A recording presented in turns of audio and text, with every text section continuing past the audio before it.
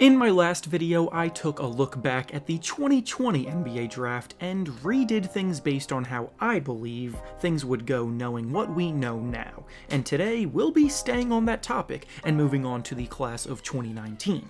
The draft of 2019 featured some tantalizing prospects and, in many ways, has already proven to be a pretty strong class, so in this video we'll be using the power of hindsight to redraft it based on what each team would do with a potential do-over.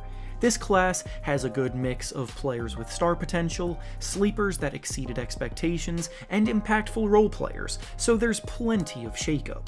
Before we start though, it turns out about 57% of you watching right now aren't even subscribed to the channel, so please, if you enjoy the content, consider hitting the subscribe button, as not only does it help out a ton, but I would also very much appreciate it. Now with that being said, let's begin. Starting things off with the number 1 pick, it belonged to the New Orleans Pelicans, and to nobody's surprise, they would still select Zion Williamson here 2 years later. Zion was seen as the prize of the draft in 2019, and now in 2021, he is off to a great start to his career after 2 seasons.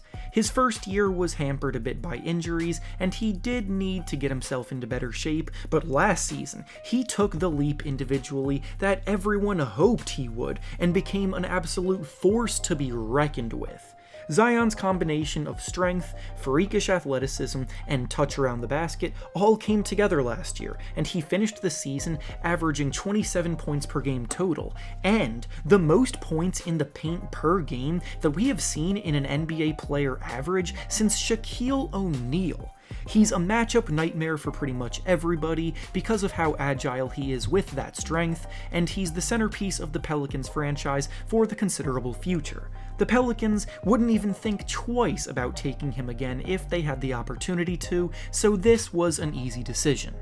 Up next, the second pick belonged to the Memphis Grizzlies, and with it they too still select Ja Morant like they originally did back in 2019. The top of this draft was pretty well scouted because the top 2 prospects have easily lived up to the hype that comes with being taken so early on. Morant is also the face of the franchise of the Grizzlies as they continue to develop with their young core of players, and he's already led them to a playoff appearance way ahead of schedule.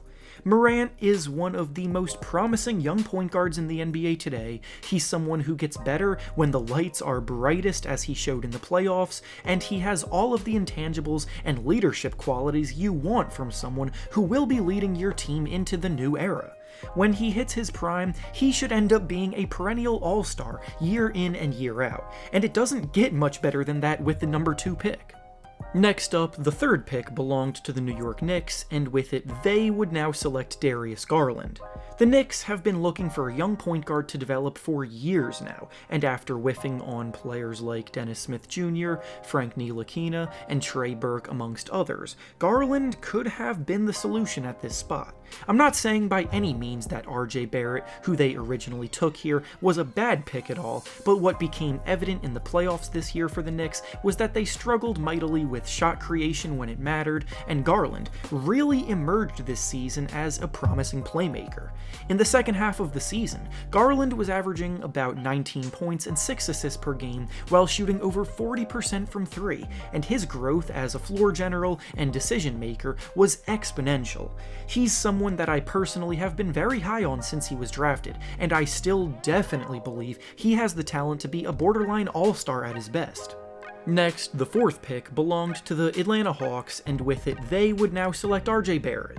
So Barrett originally went 3, and he's not going to slip much further than that at all here, because he's still proving to be a tremendous talent 2 years later. His first season saw plenty of ups and downs, but what rookie season doesn't?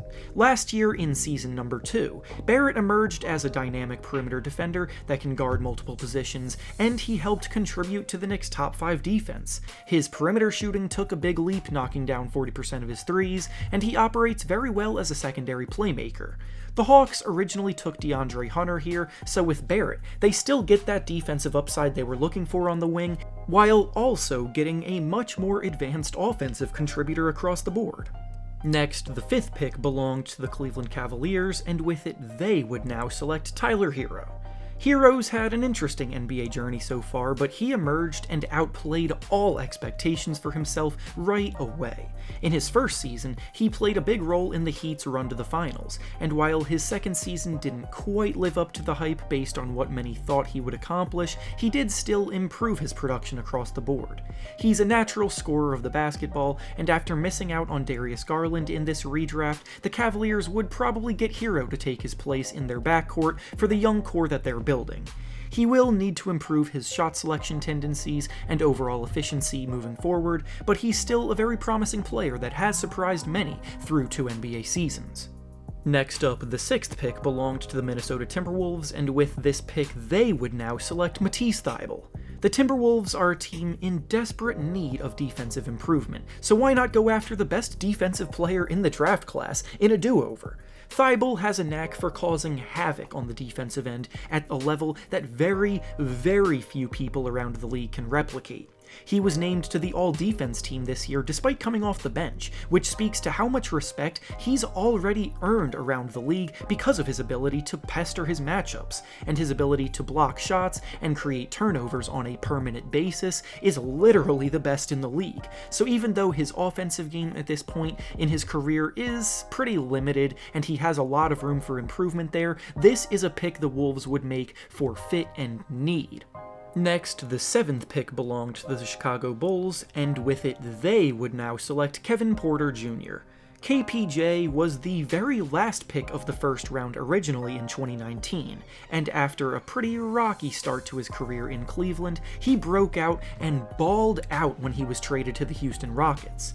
With him, the only major concern has really ever been his off-the-court struggles, because his talent has always been there and everyone even knew it back in 2019. But as long as he gets all of that sorted, he's going to continue emerging as one hell of a combo guard. His best moment so far came when he scored 50 points in a game, which shows his potential, but overall, he is still such a creative and crafty shot creator and playmaker. The Bulls were looking for a point guard at the time, having drafted Kobe White originally, but I think KPJ has way more upside, and even though he's still a bit raw, that's something the Bulls would easily take a chance on in a redo. Next, the 8th pick belonged to the New Orleans Pelicans, and with it they would now select DeAndre Hunter. Hunter takes a tiny slide in a redraft, but not by much, and he still has shown promising signs of becoming one of the better two-way wing players. Injuries are what held him back from taking a bigger leap this season, so his production is a bit skewed because of that. He fits in well alongside high-usage players like Zion Williamson and Brandon Ingram, he plays versatile defense against either forward spot, and he's a promising shooter with a money mid-range game.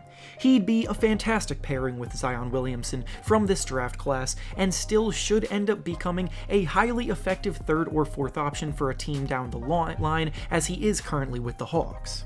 Up next, the 9th pick belonged to the Washington Wizards, and with this pick they select Rui Hachimura.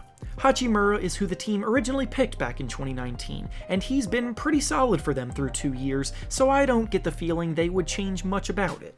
He does still need to work on improving his perimeter shooting, but he's an athletic, dynamic creator with the ball in his hands, and defensively he's been better than advertised. He's averaging about 14 points and 6 rebounds through 2 seasons, he's shot an efficient 47% from the field, and he'll continue to get better and better from here. And finally, to conclude the top 10 redraft today, the pick belonged to the Atlanta Hawks, and with it they would now select Lu Dort.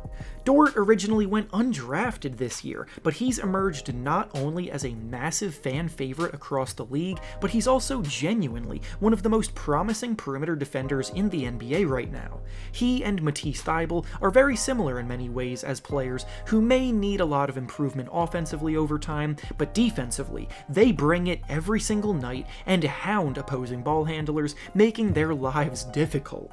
The Hawks have plenty of offensive firepower to go around already, so if they had a lockdown defender like Dort in their rotation, they would be even more balanced and tough to beat.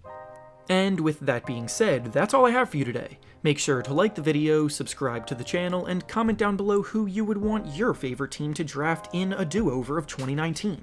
Thanks for watching, and I'll see you all next time.